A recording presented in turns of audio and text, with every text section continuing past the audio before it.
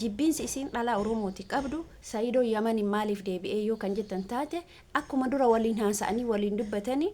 dhalaa arabaa fuudha malee abadan saidooni dhalaa oromoo fuudhee wajjin hin jiraatu. Saidoon ulaagaalee Sumayyaa guutee fi jira. Maaliif ulaagaalee Sumayyaa guutee yoo kan jettan taate icciitii guddaatu jira jara lamaan jidduu. Icciitiin guddaan jaarsi otoo ta'anii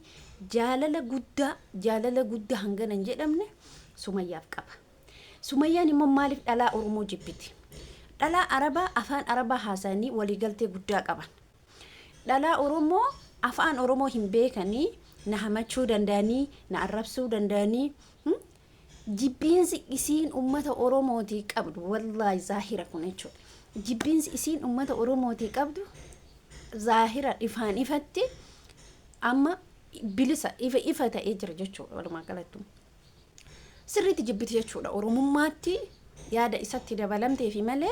oromootti heerumuun isii garuu yeroo sarrakkiin irraa saidoo taa heerumtu malee sirriitti jibbiti Sumayyaan oromoo. Dhalaa oromoo akka inni fuune dhalaa oromoo akka inni gonkumaa haadha warraa godhatee ilma oromoo irraa dhalchine barbaadde. Kun waan ifa jiru. Assalaamu alaykum wa rahmatullahi wa barakatuhu. Jirtu akkam naga keessanii fayyaa keessanii chaanillee alhamdulillah galata rabbii naga jira yoo nageenya jirra alhamdulillah. Rabbiin galanni haa ga'u. Waniin isin jechuu barbaadu Sumayyaani dhalaa oromoo dhugaan dhugatti akkitti jibbitu saidoo yamaniin ka deebi'ee fi dhalaa arabaa fuudhu fi minaamina jedhanii saidoon amma yamanitti fuudhuu barbaada dhalaa Itoophiyaa jirtu keessa gonkumaa fuudhuun barbaadu. Sababni isaallee maaliif kan jettan taate jibbiinsa Sumayyaa waan Sumayyaa naasofte san guutuuf ilmaan isaa tana arguu hawwii qaba jechuudha. Tokkoffaa saidoon jibbiinsa ijoollee oromoo jibbee otoo hin taane akka inni ilmaan isaa tana arguuf hawwii qaba. Hawwii waan qabuuf gara yaman deebi'e. Gara yamanii kana dhalaa oromoo fuudhuu deebi'e moo dhalaa araba fuudhuu deebi'e? Sumayyaan immoo tuyyuu akka inni dhalaa oromoo fuudhuun barbaadu. Dhalaa oromoo fuudhe tokkoffaa na hamatu an afaan isaanii hin beeku rakkoon isii gan. Afaan arabii eenyumtuu isii hamatuu hin danda'u. Afaan arabii kafeete haasa'e biratti jechuudha. Sumayyaan namni hamatuu hin danda'u. Arabii dubartoota arabiitiin walii galti. Duraanuu illee arabdoota duuka diraamaa hojjetanii turan jechuudha Sumayyaa. Taarika bar. Jibbaan ummanni kun ummata keenyaaf qabu daangaa dabarfataadha. Daangaa dabarfataa dhugaati jechuudha. Odoo jibbaa qabaatu baatte har'a inni roozaa fuudhuu danda'a. Aayyuu fuudhuu danda'a. Samiiraa fuudhuu danda'a. Kafeedha fuudhuu danda'a jechuudha. Kafeedhe fuudhuu danda'a. Garuu isiin inni akka inni dhalaa oromoo fuudhu hin feetu. Gonkumaa hin feetu. Jibbiinsa noo qabdu. Jibbiinsi isiin ummata oromoo qabdu itti dhokattee gad haguuggattee deemti. Garuu rakkoon yeroo sanii tarii yeroo dura saidootti dabalamtu yaman keessatti rakkina irraa itti dabalamte erga itti dabalamte immoo abbaa manaa isiiti. Abbaa manaa isii waan ta'eef immoo tuyyuu maalinni ree abbaa manaa isii waan ta'eef bakka fidduun qabdu ilmoo irraa hortee jirti. Achitti illee yeroo sanillee ijoollee afaan oromoo jiraatanu garuu isiin ijoolleen kisee isii wajjin dalaytu hawaa ammallee mucayyoo wayii galtee biyya jirtiyyuu yeroo san kan saidoo wajjin jireenya gaarii jiraatti jibbiinsi hin jiru saidoon dubartii biraa fuudhan jedhu dalagoo isaa malee balaa ka dhale erguma biyya kana deddeebuu jammari Sumayyaa aayyuun balaa itti dhalte malee nagaan jiraataa turanii isii yeroo sanillee dhalaa oromoon heeyyamne fuudhe otoo jettu dhalaa eenyu fuudhi arabii ala dhalaa arabaa ala arabiffaa haasoftu waliigaltee ka qabduun odoo jettee otoo wal arrabsanii jecha ka deebisuu dandeettuun afaan oromoo gaafa dhalaa afaan oromoo fuudhe mootuyyuu rakkisaadha. Dhalaan oromoo tarii gurbaa kanarraa zoorsuu dandeetti fudhachuu dandeetti ka jettu gootika takkitti jaalan teessiftu otoo inni illee ammallee yamani keessatti dhalaa oromoo fuudhe hin teessiftu Sumayyaa ana maal jette jedha dhalaa oromoo takka fuudhe taanaan hin teessiftu. Yaman keessatti immoo irra guddinni dhalaaleen jiran dhalaa harargeeti. Dhalaa harargee immoo hin beekan. Badaadha isaan hin teessiftu Sumayyaallee. Isaan illee immoo xamadanii wal qabanii dhalaa harargee baay'inaan biyya san keessa garuu jiraatu dhalaa harargeen na fakkaata. akkasii isin jechuu barbaada saidoon gara yaman kan deebi'eef tarii yookiin dhimma birallee ta'uu danda'a yookiin ammoo mootuu weeraramee jira cinqamee jira baqa jira miti waan akkasiiti isin jechuu barbaada bolayaan kee kabajamoo fi jaalatamoo ummata qashtii ummata jaalatamaa ummata kabajamaa Sumayyaan har'aa hin dhufti viidiyoon ni dhufti pum jecha akkasiisanitti kulullisaa dhufte jechuudha kanaafuyyuu nuti maaliif ummata kana biratti jibbamna migaafii kanatti ta'e maaliif nu jibban naminnati isaan hin genne moo hojiin isaan hin genne moo mooyaan isaan hin genne moo argaan isaan hin genne moo haasa'aan isaan hin genne moo maaluma garuu isaan bichaa miti wallahi billa biyyuma kana keessattuu saba kana jechuudha dhiiras ta'e dubartis ta'e jibbiinsa adda ila dubartiin maan jechuudha abbaan warraa isiitu biyyuma kana keessattuu jechuudha dubartiin maan abbaan warraa isiitu gaafa ila yaada badaatti ka fudhatutu jira ollaa kee ka jiran fedhi sin jaalata haa ta'u garuu jireenya si wajji jiraata ollummaa si wajji olloomanii jiraata malee garuu jireenya kee guutumaan guututti si jibban lafeetti gaqqabanii si jibban garuu ilkaan tana sitti addeessa namummaa kee moo gonkumaa hin jibban namummaa kee moo ila odoo isaanii ta'e odoo isaanii mijate namni afaan oromoo ta'e dubbatee namni oromoo ta'e lafa kanarratti hin jiraatu akka yaada isaaniitti anatu arge jechuudha akkamitti arge namni biyya tokko keessa nama wajjin jiraatu ni arga ifam haasaa isaaniirratti ni beekta jireenya kee fedhan jireenyuma kee fedhan anduguun sinin jedha baay'ee in taazama garuu akkanumatti hin jiraa miti walitti dhufuu jira ollaan ni jira deebi'ee mallee baqa idduma tokkotti walitti dhufuu ni jira garuu jibbiinsa daangaa hin qabne si jibban qaruutummaan isaan qaban garuuyyuu fuula sitti ilkaan sitti addeessu keessa garuu sin fedhan ilaa gaqqabanii sin fedhan gaqqabanii Oromiyaa keessatti gudunfatoo oduun barbaadan biyya isaaniitti gudunfatuu barbaadan biyya isaanii jiraatuu barbaadan akka yaada isaanii dubartiin biyya kanatti dubartiin isaanii fakkeenya akka Sumayyaa dhiiraa akka Oromootitti heerumtee kan jettu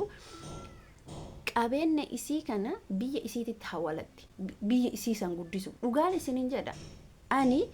hedduuta akka argee nama gaafa walitti dhufte haasanii haasoftaa hin dubbatta dhiira Oromoo kana jechuudha dhalaan isaanii dhiira Oromoo kana gowwoomsitee biyya isaaniitti qabeenya godhatti biyya isaaniitti bar ummanni kun ummata zaalima akka isaanii ummanni suni ummata Oromoo gonkumatti hin jaalatan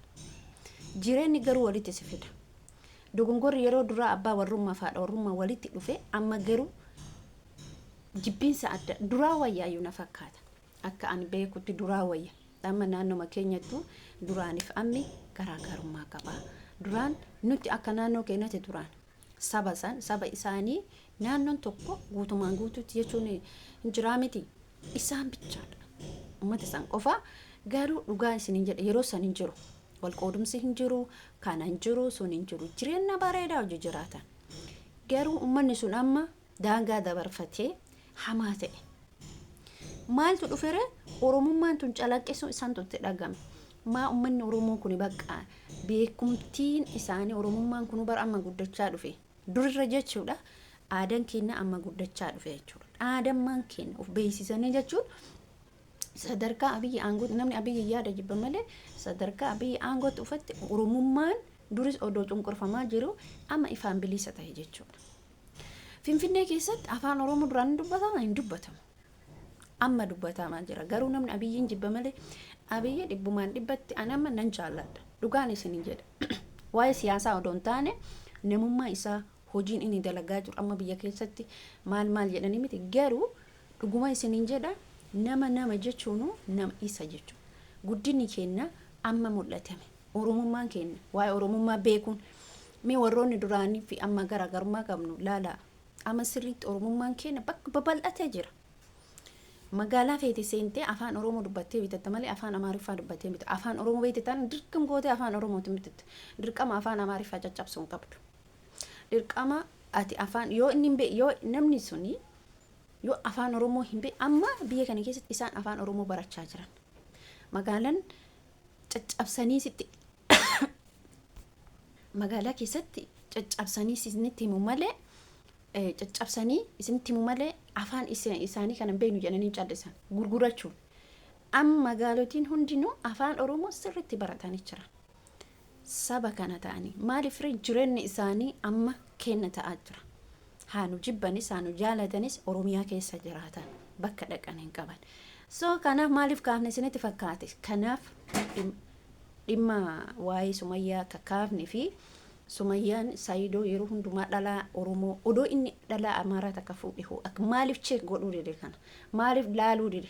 saidoon odoo anisa ta'e intalli kun fattanuu qaba intalli kun dhalaa oromoo qabdu waa jibbiti jedhee otoo fakkeenuma fudhatee dhalaa takka dhalaa Gondar takka hin ajjeesan garuu nama lama ta'anii gaafa rakkisaadha way gud odoo dhalaa takka jechuudha dhalaa amaaraa jarrabee laale maal gooti isin gaaf kana ani beeku waan isin gochuu deemtu garuu hedduu takka ulfaataadha isi biratti namoonni tokko tokko maal jettanii Sumayyaa waan saidoo jaallattuu fi dhalaa maal jettan isin fakkaate waan saidoo jaallattuuf dhalaa itti heeruma shamarran akka inni nama tokkoon fuuni gooti isin saidoo ni jaallatti isin saidoo otoo saidoo jibbitee akkanatti jaallan deemtu otoo saidoo jibbitee bakka saidoon argametti hin argamtu kijiba saidoo gonkumaan jaallattu abadan hin jaallattu Sumayyaan jechuudha otoo saidoo jaallattu ta'e jireenya isaa waggaa tokko guutuu weeraraan jirtu jechuudha weeraraa jirti addunyaa kanarra isii jedhe har'a Yamani maaliif fiigee dhaqe har'a Yaman dhaqaa burachi dhaqa maaliif kuni sababa maaliitiif isinitti fakkaate sababa ilmaanii fi isiin tuni wanni dhaaba isa dhoogiteef isa jaalattee miti isan jaallattu otoo isa jaalatte akka inni gad dhaabatee jedhu isa gooti gad dhaabatuun ofii isiitii itti deebiti ilmaan isaa isa argisiifti argitanii amma mootu burjaajoftee jirte jechuudha harkaa bade haalli hunduu harkaa bade itti deebi'uuf mootuyyuu qaanyin isa jedhamutti dhagama qaanyin isa jedhamu waan hanga kana dararaa turte ilmaan teessin agarsiisu jecha illiki mana illiki keessa seente jechuudha sa'aatii kanatti illiki keessa galte yaad bakka baay'ee itti ulfaata akkasi ummata kiyya jaalala tokko saidoon qabdu kijiba ilmoo irraa argatte bakka irraa dhaytuun qabdu qabeenya walitti qabanii qabeenya kana bakka fidduun qabdu ilmaan kun immoo abbaa malee guddisuuf immoo isiin itti ulfaata ijoolleen isii suni hin yaaddofti abbaa hin yaadde shamarran keessattuyyuu abbaa irra jaallatti haadha caalaa garuu immoo ijoolleen tuni gaaf guddatte immoo abbaa kanatti ba'uun hin haftu yeroo ammaa ijoolleen amma ijoollee sammuu qaban akka ijoollee duraaniitii miti abbaan isaanii miidiyaa irra oola bilbila harkaan dhaban fakkeenyaaf ijoollee biyya arabaatitti dhalattee miti ijoolleen biyya arabaatitti dhalatte tuni irra guddinni isaanii bilbila harkaan dhaban hin argan abbaa isaanii viidiyoo amma hin arganii bar viidiyoo isaan argan mush Sumayyaa yuutuubii harkaa fuutee dhoggiti bilbila harkaa fuutee dhoggiti maaliif sammuu isaanii cinquun barbaaddu waan ta'eef kana isin jechuu barbaada inni kun jaalattu jibbitanis Sumayyaan jechuudha marziidha subhanallah wallahi marziidha bakka dhaaba isa dhoggaa jirti